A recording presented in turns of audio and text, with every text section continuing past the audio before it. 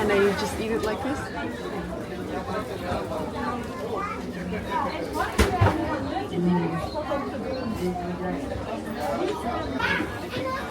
It's really crunchy. It's deep fried and it's really good and crunchy. And the fish inside is really soft, really good. Look at that. This used to be one of my favorite snacks when I was a kid. It's delicious.